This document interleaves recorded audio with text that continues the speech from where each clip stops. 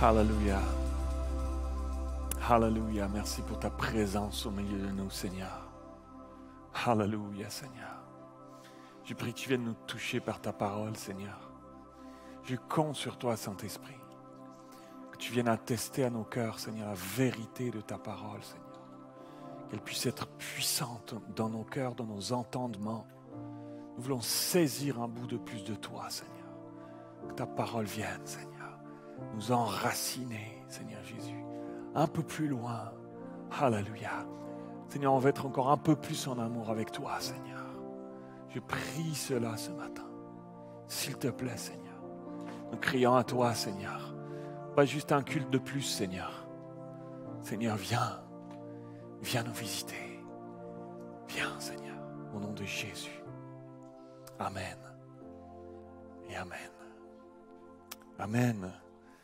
Amen. Merci beaucoup. Vous pouvez prendre place. Quelle joie d'être ici. Quelle joie de passer un moment avec vous autour de la parole. Amen. Je suis très heureux d'être là et d'anticiper ce que Dieu fait dans chacune de vos vies. Plus les mois passent, plus avec mon épouse Nicole, on repère de plus en plus qui vous êtes, qui est qui.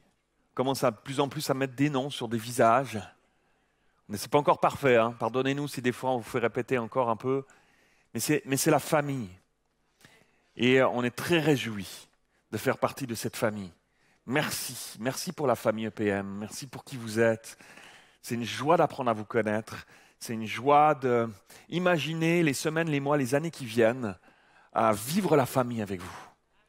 On se réjouit vraiment. Je suis très heureux avec Nicole. On est très heureux de faire partie de cette équipe. On est très heureux ici, évidemment, à EPM et ici à Bastille, avec l'équipe pastorale, avec pasteur José, pasteur Sylvain et toute l'équipe d'être là avec vous et de laisser Dieu nous souffler sur nos vies. C'est un privilège. C'est un privilège, c'est une grâce. Et en même temps, on s'attend à plus de lui encore. Je m'attends à plus de lui dans ma vie. Je m'attends à plus de lui dans ta vie. Alléluia. Alors on va ouvrir ensemble la parole de Dieu et on va s'attendre à plus de lui dans nos vies à travers sa parole ce matin. Amen. Amen. Alléluia. Il y a 2 semaines, j'ai apporté un message pour ceux qui étaient là, intitulé « Lorsque l'Église se prépare ». Et si vous ne l'avez pas entendu, je vous encourage à aller l'écouter parce que j'aimerais ce matin continuer. J'aimerais ce matin être dans la continuité de ce message, être encore dans ce thème de l'Église, l'Église aujourd'hui. Et quelque part, je méditais là-dessus cette semaine. Lorsqu'on y pense, on a tous une image, lorsqu'on pense à l'Église, on a tous une image qui est teintée de notre vécu. Qui est teinté de notre vécu d'église. Je ne sais pas l'arrière-plan de chacune d'entre nous. Peut-être que tu n'as pas grandi dans un contexte où l'église était très présente. Peut-être même dans un contexte hostile à l'église, peut-être. Et Dieu est venu te visiter et tu as mis un pied dans l'église et tu as commencé à découvrir la foi, tu as commencé à découvrir la parole de Dieu et tu as commencé à vivre des choses. On vit dans l'église, on vit des choses. On vit un certain nombre de joies et puis on vit aussi des peines comme dans une famille. On a des joies, on a des déceptions. Parfois, il faut qu'on apprenne à pardonner ou à demander pardon dans l'église aussi parce que l'église, elle est faite de nous, toi et moi, qui sommes imparfaits. Peut-être que tu as baigné dans l'église depuis tout petit, tu étais né entre 2 pages de Bible et que du coup, tu connais bien toutes ces choses. Et on a un vécu d'église qui teinte notre façon de voir l'église, qui teinte notre vision de l'église. Et notre parcours fait qu'on a une image de l'Église. Je croise parfois des gens qui se joignent à nous et qui ont besoin d'être reconstruits parce qu'ils ont vécu des choses difficiles ailleurs et ont pris que le Seigneur vienne toucher leur cœur, guérir peut-être des choses qu'ils ont vécues, qu'ils ont entendues, qu'ils ont subies. Et donc, notre vision de l'Église, elle est teintée de notre vécu, de notre parcours. Et ma prière, ce matin, ma prière aujourd'hui, c'est que Jésus nous la fasse voir, l'Église, comme lui il la voit. Qu'il nous la fasse voir comme lui il la voit. Et on va voir ensemble, ce matin, un peu de comment il la voit, de comment est-ce que la parole de Dieu nous dit qu'il la voit. Et la plus belle analogie, la plus belle comparaison, celle qui est la plus évidente dans la parole de Dieu pour parler de l'Église, c'est l'image du mariage. C'est l'image du mariage, de l'union entre un homme et une femme. Et j'aimerais vous emmener dans ce texte qu'on a lu ensemble il y a 2 semaines en arrière. J'aimerais qu'on le relise ensemble, ce texte d'Apocalypse 19, ce texte qui fait partie de la grande vision que l'apôtre Jean a reçue de l'Apocalypse, de la fin des temps, du retour de Jésus, de comment ça va se passer là-haut lorsqu'il sera venu nous chercher, lorsque on va mourir de notre belle mort et qu'on va arriver là-haut si on a donné notre vie à Jésus, ou lorsqu'il viendra chercher sur les nuées son Église, qui montera à sa rencontre comment ça va se passer là-haut. Et Jean sur l'île de Patmos a eu cette vision de l'Apocalypse incroyable et il s'est mis à écrire. Et j'aimerais qu'on lise une portion de cela, Apocalypse chapitre 19 verset 6. Et j'entendis, c'est Jean qui est dans cette vision, et il dit, j'entendis comme une voix d'une foule nombreuse, comme un bruit de grandes eaux, et comme un bruit de fort tonnerre, disant, Alléluia, wow! Incroyable, moi quand j'entends le tonnerre, je n'entends pas des Alléluia dans le tonnerre, hein, mais imagine-toi, les Alléluia sont si incroyables dans cette vision qu'il reçoit, sont si puissants, si forts, il y a tellement de monde qui est en train d'honorer Dieu, d'honorer Jésus, de l'adorer, que le Alléluia de la foule nombreuse qui monte est comme le bruit d'une grande eau, comme les chutes pire que les chutes du Niagara, si t'es déjà allé, wow, un bruit comme le bruit d'un tonnerre, wow, Alléluia, imaginez-vous, c'est extraordinaire, mais je fais tout ce que je peux, mais on va vivre, ça va être extraordinaire ce qu'on va vivre ensemble. Friede, ça va être extraordinaire, ma sœur. Ça va être extraordinaire ce qu'on va vivre ensemble, là-bas, là-haut, mes amis. Disons Alléluia, car le Seigneur, notre Dieu Tout-Puissant, est entré dans son règne.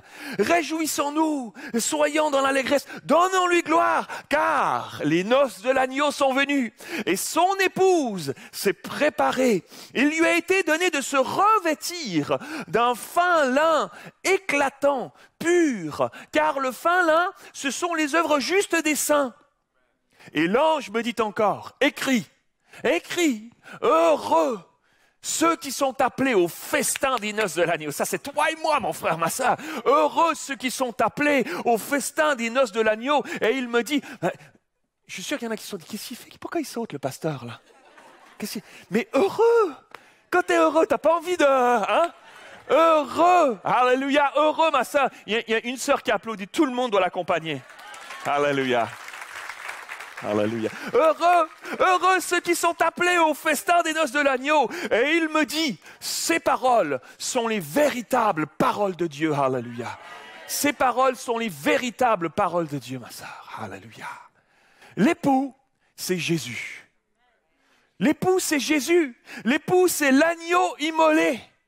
Plus tard, Jean, dans sa description de cette vision qu'il voit, à un moment donné, si vous avez traversé l'Apocalypse, à un moment donné, il voit un livre qui est là, qui se présente, un livre qui est scellé. Et une voix sort du trône et qui dit, qui est digne? Qui sera digne d'ouvrir le sceau? Et là, il y a un silence qui prend place. Personne n'est digne. Personne n'est digne. Un grand silence prend place. Waouh! Alors que les foules ont chanté Alléluia, alors que le tonnerre des Alléluia était là, tout à coup, silence total dans les lieux célestes. Personne n'est digne d'ouvrir le sceau. Et là, la Bible nous dit, tu liras le texte extraordinaire, la Bible nous dit que du trône s'avance un agneau immolé. Il est seul digne. Il est seul digne d'ouvrir le sceau. Alors il va ouvrir les sceaux et puis le reste de l'Apocalypse prend place de cette vision de la fin des temps qui prend place. Il est seul digne. C'est lui l'époux. C'est l'agneau immolé, mes amis. Et l'épouse, c'est l'Église. C'est nous. C'est toi et moi. C'est nous les pierres vivantes. C'est l'Église, c'est nous. Quelle belle image, mes amis. Quelle belle image. On s'imagine un beau mariage. Tu le vois? On s'imagine un beau mariage. Moi, j'en ai fait des dizaines et des dizaines et des dizaines. Un beau mariage. L'époux qui est là, qui attend la mariée. dans la salle des noces, l'époux est là, il a son cœur qui bat, qui bat comme ça, il est là, il est tout beau, sa coupe de cheveux est impeccable, comme jamais dans sa vie sa coupe de cheveux est impeccable. Les invités sont tous aussi élégants les uns que les autres, assis là à attendre le moment, à attendre fébrile, la musique se met à jouer, et la mariée entre, elle est la plus belle, elle est extraordinaire, elle entre, elle est éblouissante, la mariée, elle est là, et le marié est émerveillé de la voir, il est émerveillé, il est ému, il voit la femme de sa vie qui rentre, elle est si belle, tellement émue, la foule se lève et la mariée s'avance, et ça fait tellement longtemps qu'on attend ça, tellement longtemps qu'ils attendaient ça, les mariés, des mois, des années à préparer ce mariage, tellement longtemps on a préparé ce moment, on l'a attendu, on a persévéré malgré les défis, malgré les embûches, et maintenant elle est à lui, il est à elle. Waouh! C'est extraordinaire! Les mots sont si pauvres pour décrire ce que ça va être, mes amis. Les noces de l'agneau. On va vivre ça ensemble. Les noces de l'agneau. Waouh! Le titre de mon message ce matin est celui-ci. La jalousie de l'époux. La jalousie de l'époux. Oh, Pasteur Mathieu, t'étais bien parti. Non, c'était vraiment bien parti là. Wow! Mais regardez avec moi ce que l'apôtre Paul va dire lorsqu'il s'adresse à l'Église. En l'occurrence, il va s'adresser, c'est une lettre qu'il adresse à l'Église de Corinthe. Mais en même temps, cette lettre s'adresse à l'Église avec un grand E. Elle s'adresse à l'Église de tous les temps jusqu'à nous encore aujourd'hui. Et j'aimerais qu'on lise ce texte dans 2 Corinthiens, chapitre 11, verset 2. L'apôtre Paul dira ceci. « Car je suis jaloux de vous, d'une jalousie de Dieu,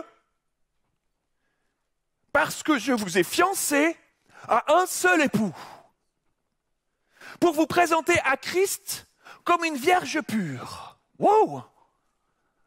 Ah ouais, quand même. Lorsque on parle de jalousie, mes amis, lorsqu'on parle de jalousie, il y a toutes sortes de choses qui s'éveillent à nous d'un seul coup dans notre tête. Vrai ou pas vrai? Hein? On parle de jalousie. Tu imagines une crise de ménage.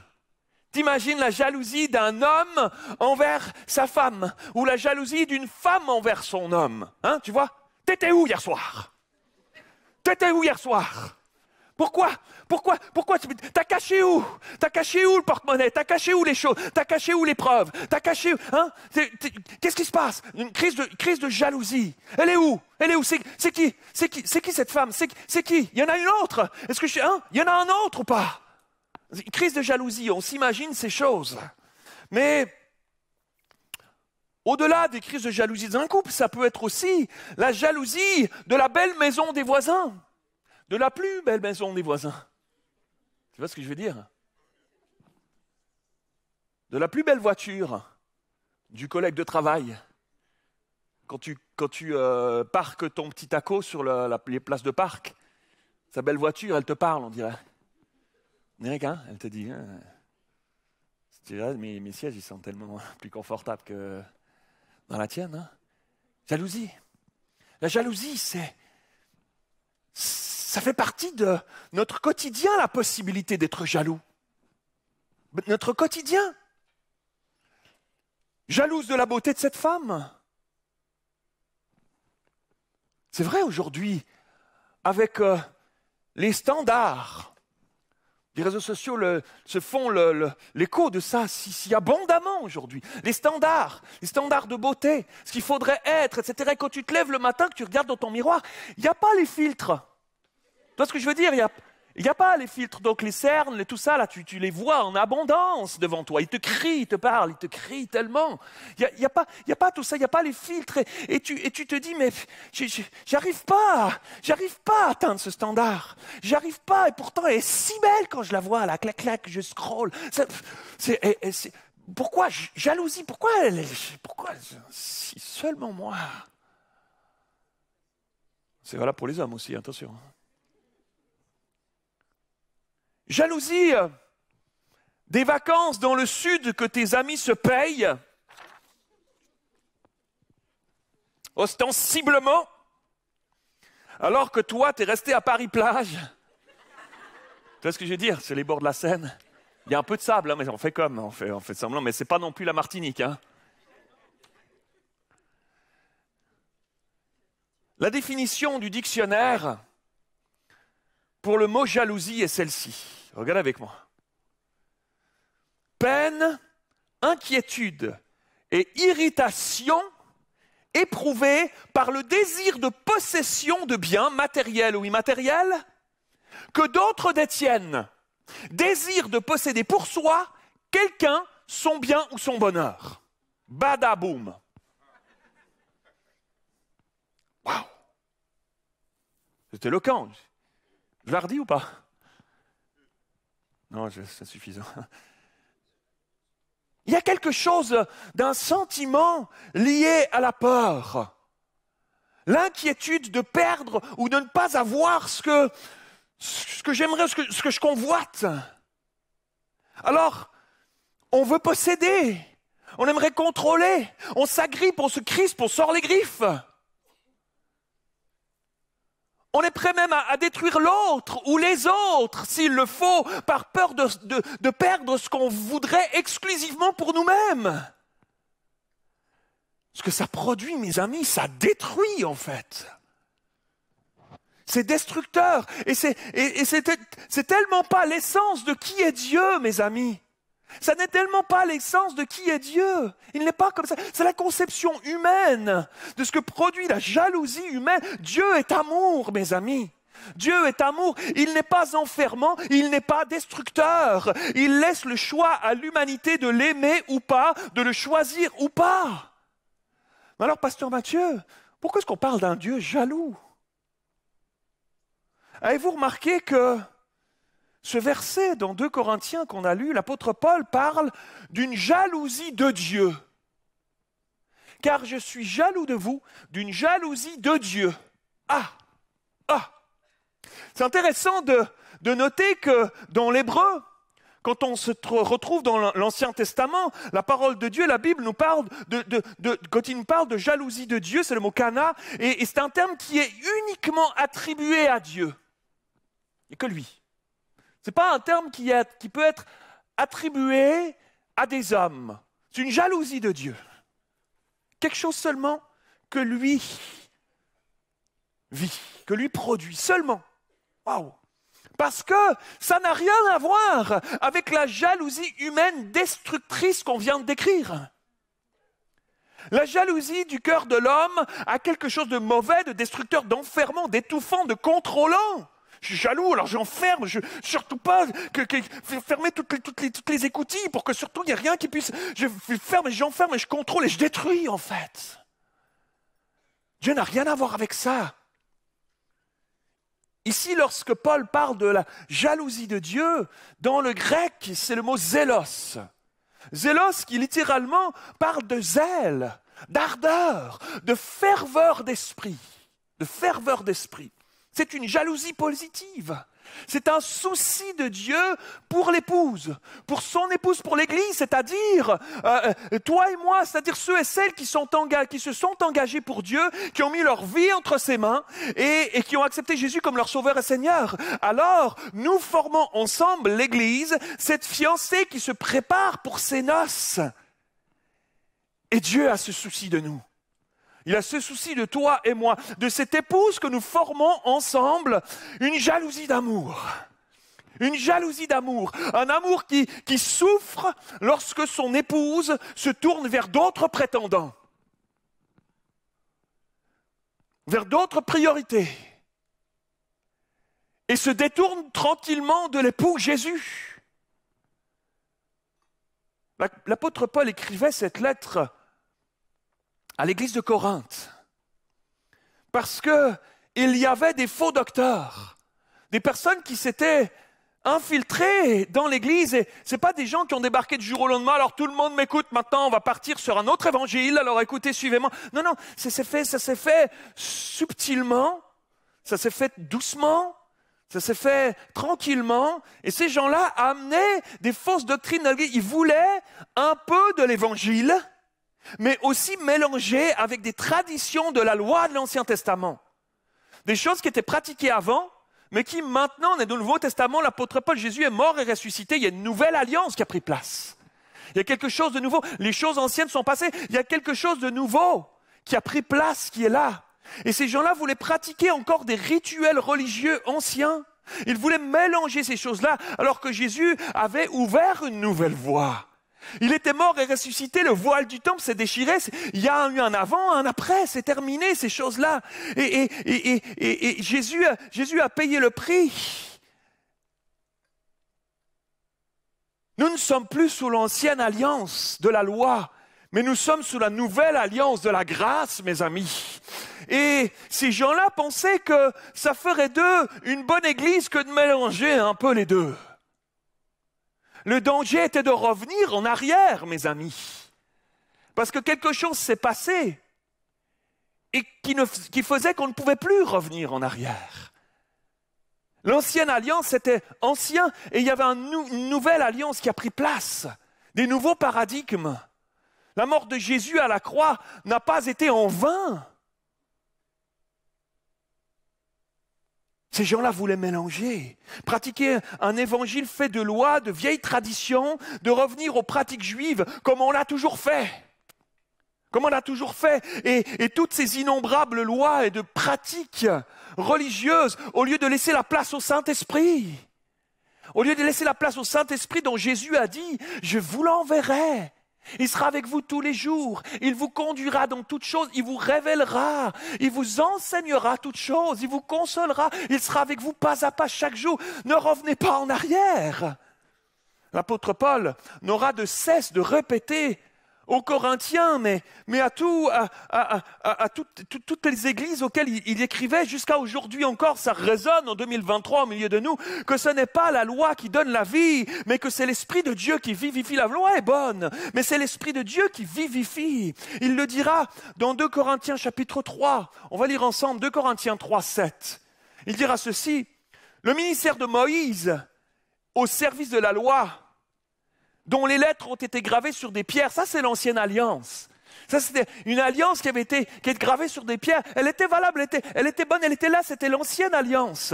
Mais elle a conduit à la mort. Elle a conduit à la mort. Cependant, ce ministère a été glorieux, au point que les Israélites n'ont pas pu regarder Moïse en face à cause de la gloire pourtant passagère qui rayonnait sur son visage. Rappelez-vous les textes où Moïse qui monte sur le mont Sinaï, qui passe 40 jours dans la présence de Dieu.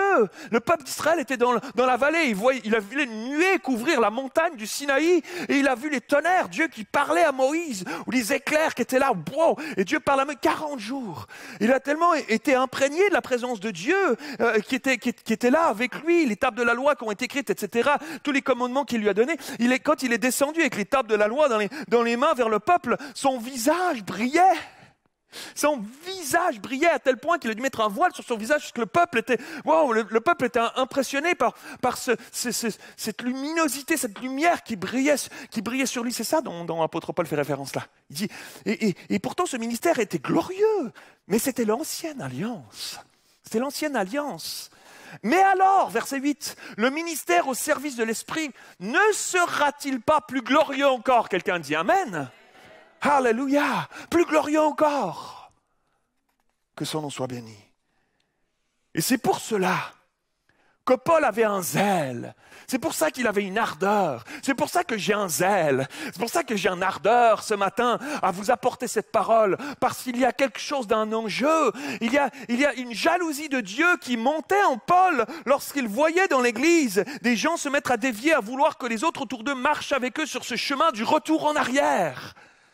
Parce que Paul avait tellement conscience que si il se laissait glisser sur ce chemin-là du retour en arrière, c'est comme s'ils annulaient. C'est comme s'ils méprisaient l'œuvre de Jésus à la croix. C'est comme s'ils disaient que le sacrifice de Jésus n'avait finalement servi à rien, en fait. Wow! Comme si cette nouvelle vie, cette nouvelle voie que Jésus nous avait ouverte par son sacrifice parfait à la croix, ils ne la reconnaissaient pas, en fait, pas vraiment. C'est pas tout à fait, on prend un peu, mais c'est pas tout à fait encore. On va y aller aussi encore par nos propres forces un peu. C'est comme si ce n'était pas suffisant, qu'il fallait pratiquer des choses religieuses pour gagner la faveur de Dieu. On dirait que c'est inscrit un peu dans le cœur de l'homme, ces choses-là. Encore aujourd'hui, on a besoin de prouver des choses, on a besoin de... On dirait que des fois, c'est trop facile, l'évangile.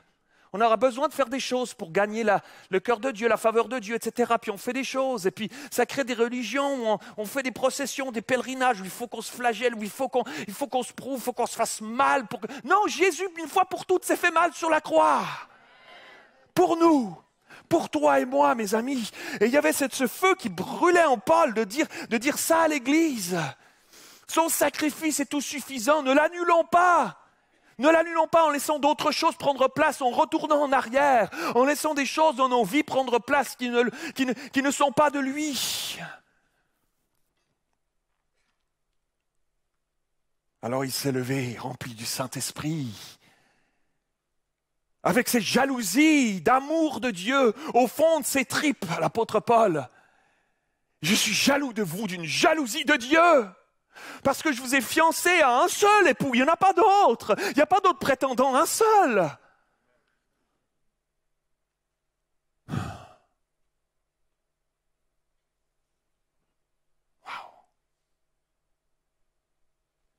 Pour vous présenter à Christ comme une vierge pure.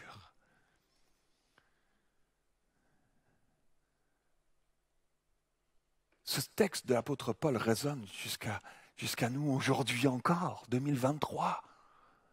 Pour nous rappeler que la religiosité, elle est tapie à la porte de chaque église, de chacune de nos vies, et que nous avons besoin d'être vigilants. Nous n'allons pas lui ouvrir la porte à la religiosité. Nous ne voulons pas pratiquer des rituels religieux. Nous voulons voir Jésus à l'œuvre dans nos vies. Au milieu de nous, nous voulons voir Jésus à l'œuvre. Quelqu'un dit Amen, de manière fraîche, de manière renouvelée, jour après jour, semaine après semaine, dimanche après dimanche, mois après mois et année après année dans les temps qui sont devant nous, que Dieu a prévus pour nous ensemble. Alléluia. Quelle grâce de vivre ça ensemble, mes amis. Quelle grâce de vivre une saison de faveur ici à EPM, mes amis. On passe à 3 cultes. Wow! Wow!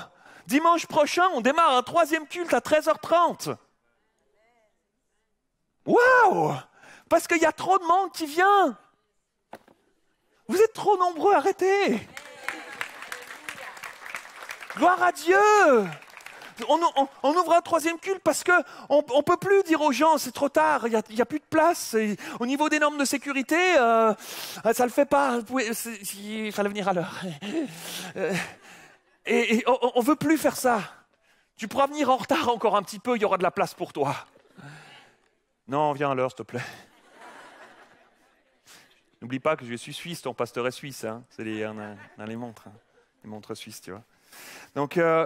mais j'aimerais vous dire, c'est une grâce de vivre une faveur. Nos mardis soirs sont pleins.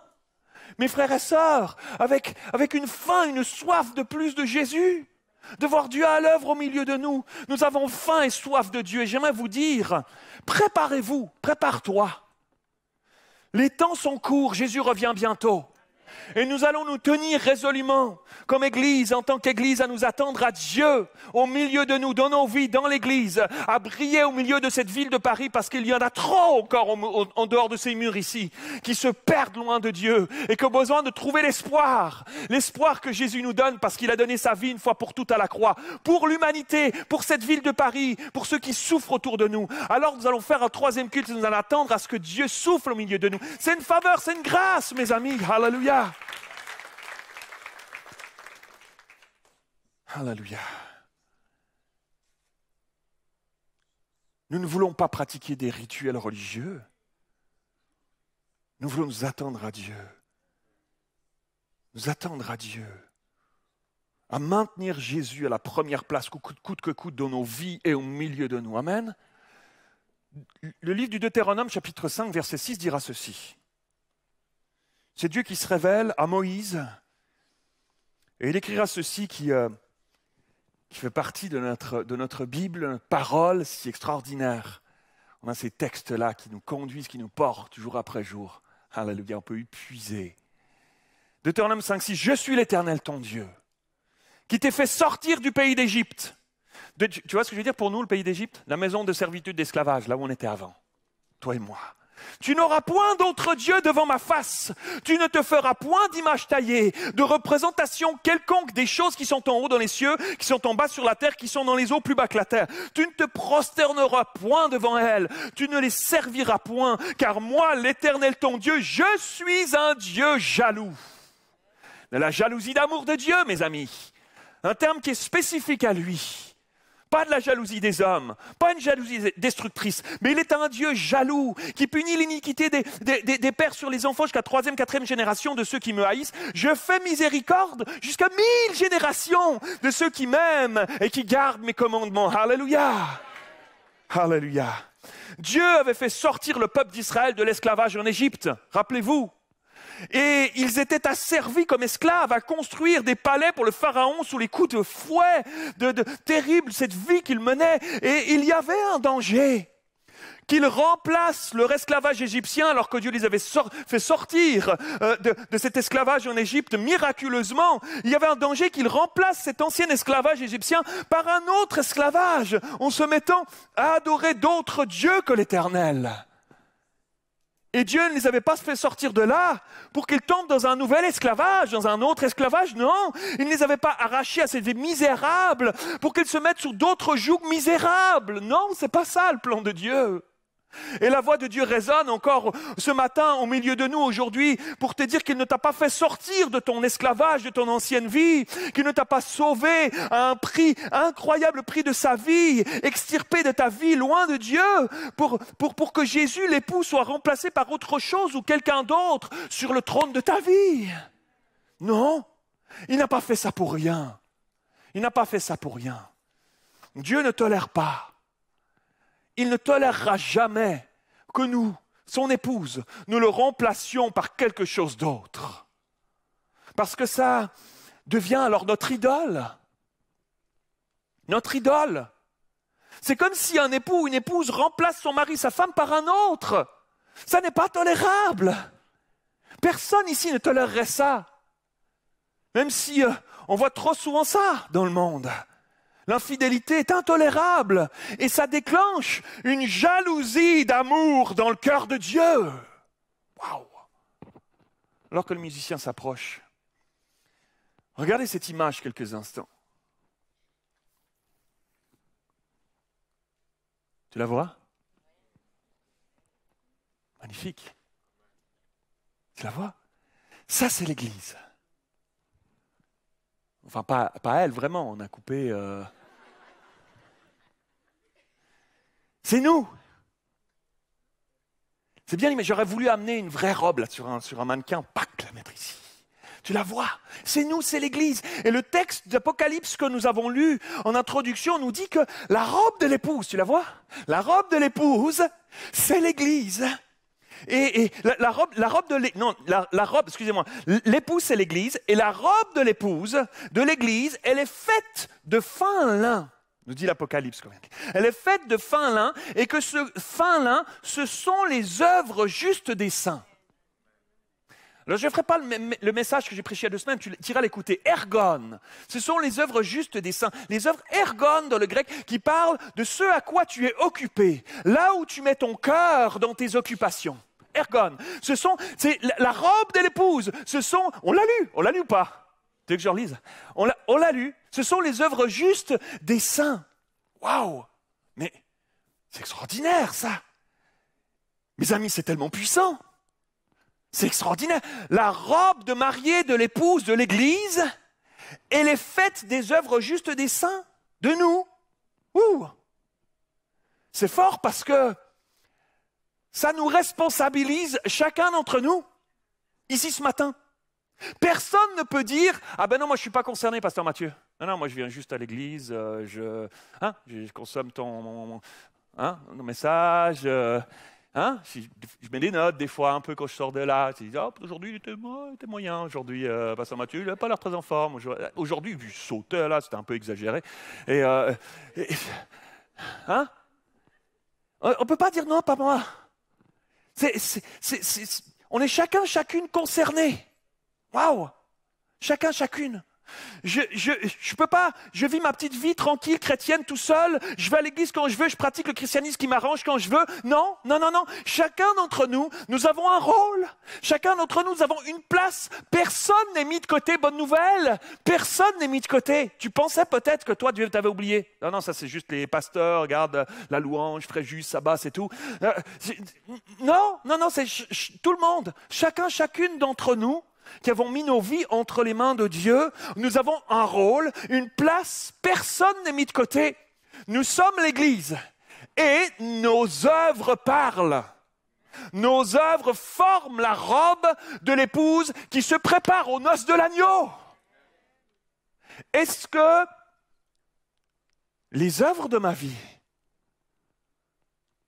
ce que je fais, les décisions que je prends, mes choix, mes attitudes, mes investissements, mes paroles ergones, ce à quoi je pratique, ce que je pratique dans ma vie, les choses pour lesquelles je mets mon cœur, dans lesquelles je mets mon cœur. Est-ce que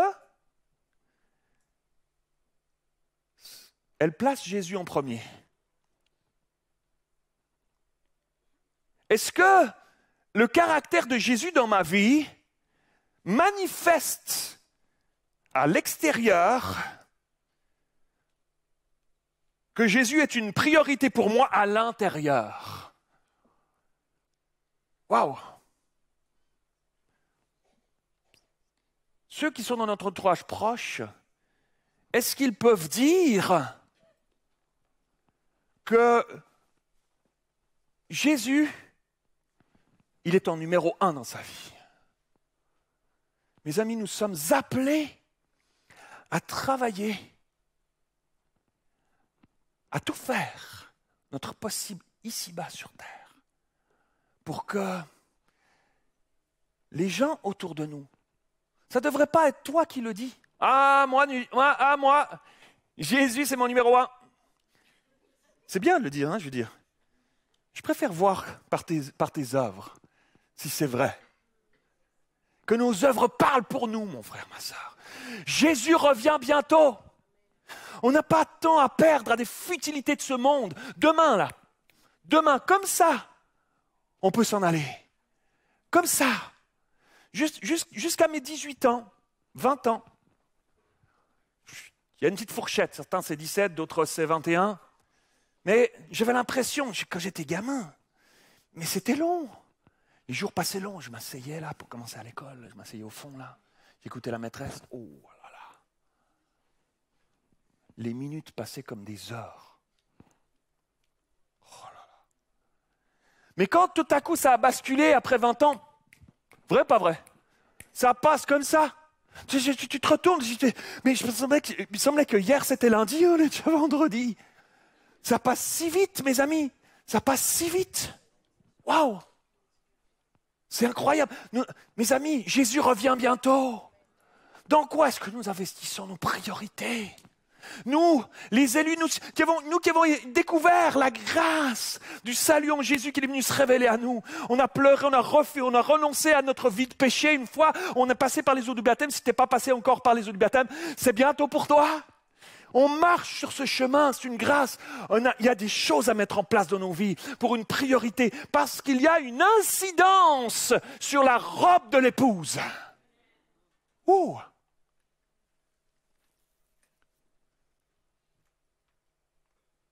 C'est extraordinaire. C'est-à-dire que je ne sais pas où je suis, moi, mais quelque part en bas un peu.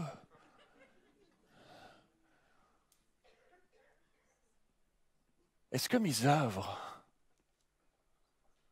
ce à quoi je ergonne, ce à quoi j'occupe ma vie, les choix que je prends dans ma vie, les priorités que je mets, comment je gère mon temps pour Dieu? Est-ce que ça le met en numéro 1 dans ma vie? Est-ce que le bout, j'ai une pierre vivante, tu es une pierre vivante, est-ce que le bout de ma vie, là, des choses que je pratique alors que le temps passe si vite.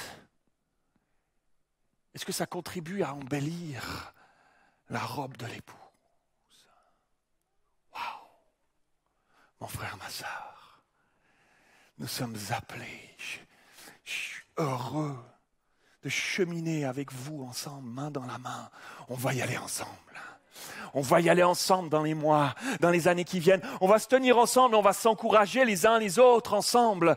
Lorsque un sera plus faible, on va aller chercher, on va aller l'encourager. Lorsque quelqu'un va un petit peu chuter, ça se prend les pieds dans le tapis, on va aller le relever, on va lui dire non, ne reviens pas sur le chemin, ne reviens pas en arrière, ne reviens pas sur l'ancienne. Non, ne dis pas, ouais, je savais que c'était ça les chrétiens dans l'église, dis donc, hein, lui m'a dit ça, il m'a pas salué. Non, reviens pas, non, viens, on va bénir Dieu ensemble. On va bénir Dieu. L'église, elle n'est pas parfaite. On va se tromper, on va devoir se demander pardon. Mais on se tient ensemble et on avance ensemble, mes frères et sœurs. Parce que l'église est appelée à briller dans ces temps de la fin, la robe de l'épouse. Le monde regarde l'église. Le monde regarde l'épouse. Et la robe de l'épouse, elle est faite des œuvres que toi et moi, nous allons pratiquer dans les temps qui viennent. Quel choix allons-nous prendre? Il en va de l'avenir de l'église. Alors, heureusement, c'est lui qui bâtit son église. Il dira, je bâtirai mon église. Ce n'est pas des trucs faits avec des efforts humains, mais c'est quelque chose avec le cœur, mes amis, de qu'est-ce que je laisse entrer dans ma vie, qu'est-ce que je laisse entrer dans ma maison, qu'est-ce que je laisse pas entrer dans ma maison, de où est-ce que je mets ces choses-là dans ma vie, afin que ma vie soit un témoignage qui honore Dieu et qui embellisse la robe par les œuvres bonnes que je vais pratiquer dans ma vie, les choix, les valeurs que j'aurais choisi de pratiquer dans ma vie, si courtes ici-bas sur cette terre. Quelqu'un dit Amen. Ça va, je suis assez clair?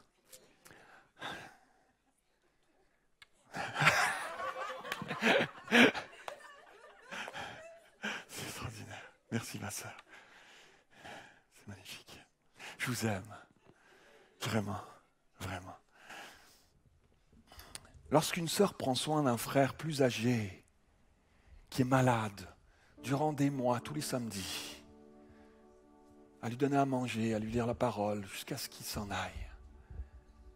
Lorsqu'une famille de l'Église invite une autre famille aux eaux de Vincennes parce qu'elle sait qu'ils ne peuvent pas se le permettre.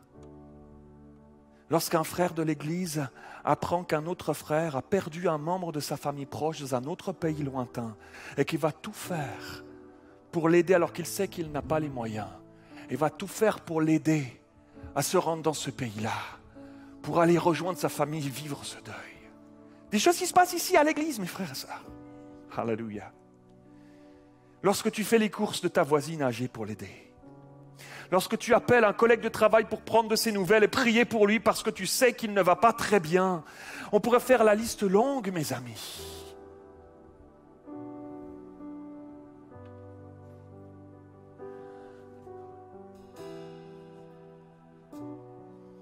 L'épouse s'est préparée. Et il lui était donné de se revêtir d'un fin lin, d'une robe, fin lin éclatant et pur, que sont les œuvres justes des saints. Alléluia. Toi et moi, dans les temps qui viennent, je crois qu'il y a un ciel qui s'ouvre au-dessus d'une église qui a compris que Dieu est jaloux d'amour, qu'il ne veut pas te partager avec d'autres prétendants.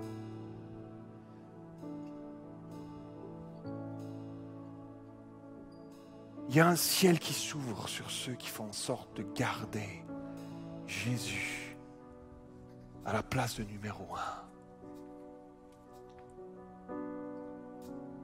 1. Hier soir, tard, parce que je pense qu'il y a du décalage horaire.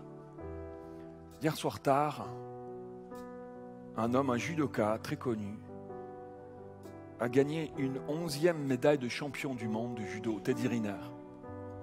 Et vous n'avez pas vu ça, hein? Les Antillais, vous n'avez pas les Antillais. Teddy Riner, 11e fois champion du monde de judo. Hier.